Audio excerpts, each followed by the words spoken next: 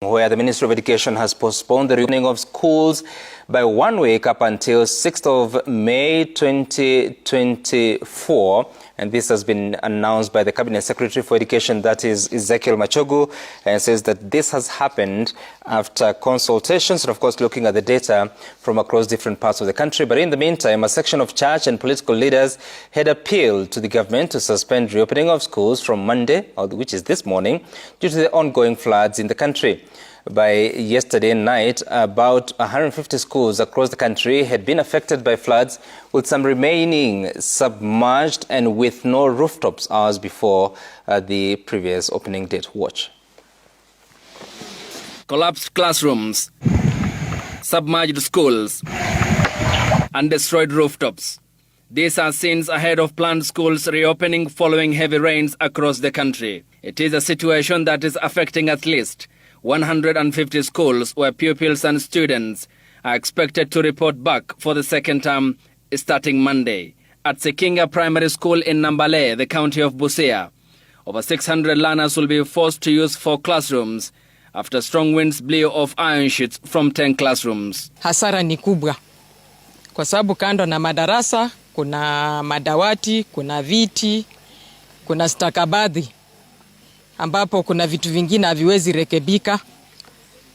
Kwa hivyo tukikadiria hasara inaweza kuwa zaidi ya milioni. Tunaomba usaidizi kwa wale wote ambao wanaweza kutusaidia ili tuweze kusimamisha madarasa haya, watoto waendelee na masomo. The school is among 8 other schools in the county which could be forced to suspend learning to allow for repair and allow time for water to subside. In Budalangi constituency, an area prone to flooding, at least 6 primary schools and 1 secondary school have been affected by floods. They include Madua, Runyo, Bulwane, Budala, Namabusi SEK and Musoma Secondary School.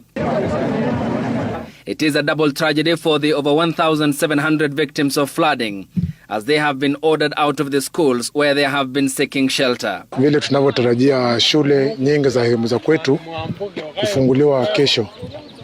Kwanza kabisa wanafunzi wenyewe hawatakuwa na uwezo wa kuweza kuwafikia zile shule wanazozienda. Tunaomba tu lakini wasiingie kwa mashule, wakae kando kama zile shule zinaweza ku access watoto waendelee na masomo.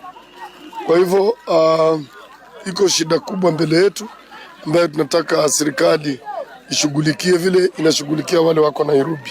It is a plight shared by those displaced by floods in Nairobi and who are seeking shelter in nearby schools in Mathare and Kiamaiko areas.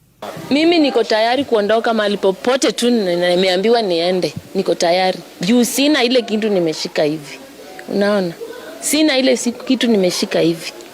Sasa utakataa aje na ujui utaenda wapi? A section of church and political leaders have voiced their concerns over the reopening of schools at a time when the country is grappling with the effects of floods. Shule zinafunguliwa kesho, lakini tungesihi kama kuna mahali tunaona watoto wanaweza kuwa kwa hatari, shule hizo zisifunguliwe, sababu hatutaki kupoteza maisha ya watoto wetu. Ingekuwa vyema kwa hali hii kama serikali could have considered postponing the opening of schools, sababu hali iko mbaya sana. Raila and the team of MPs said the serikali hii itangaze kwamba hili ni jambo la dharura. They don't seem to have taken seriously that matter. Kwa hivyo mambo haya yana umuhimu sana. The Ministry of Education says a multi-agency team has been formed to address the challenges posed by the heavy rains to avert danger among school-going children. Now, that story, we'll stay with it for a moment, and it was produced by Gatete Njoroge, but you can see the calls from different leaders, from church to political, and that call has been heard by the Ministry of Education that in the night sent a statement to newsrooms indicating that the postponement has been effected, and therefore the reopening will be on the 6th of May 2024. And I had indicated here that the Cabinet Secretary says that it will be imprudent to risk the lives of learners and staff before watertight measures are put in place to ensure adequate safety of all affected school communities.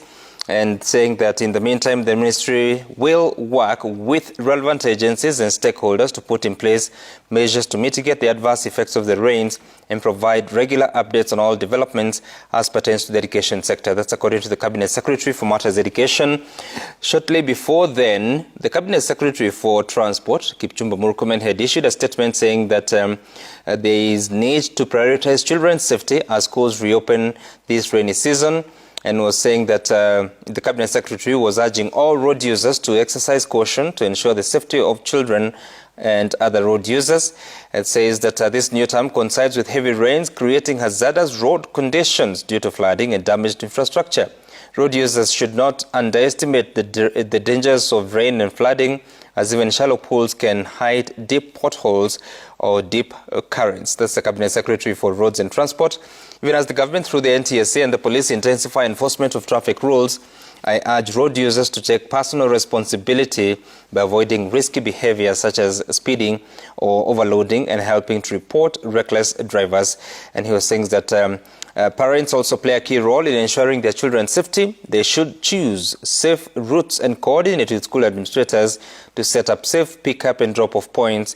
They should also release children on their trips back to school early. During this rainy season, let's work together to ensure our roads are safer by following traffic rules, reporting unsafe behavior, and promoting safety awareness. That was a statement by the Cabinet Secretary for Roads and Transport, Kipchumba Murkomen, but now it appears it may not be useful, especially on the question of resuming school, because that will happen next week. But obviously, some of the issues highlighted there are still relevant in as far as maintaining safety on the roads.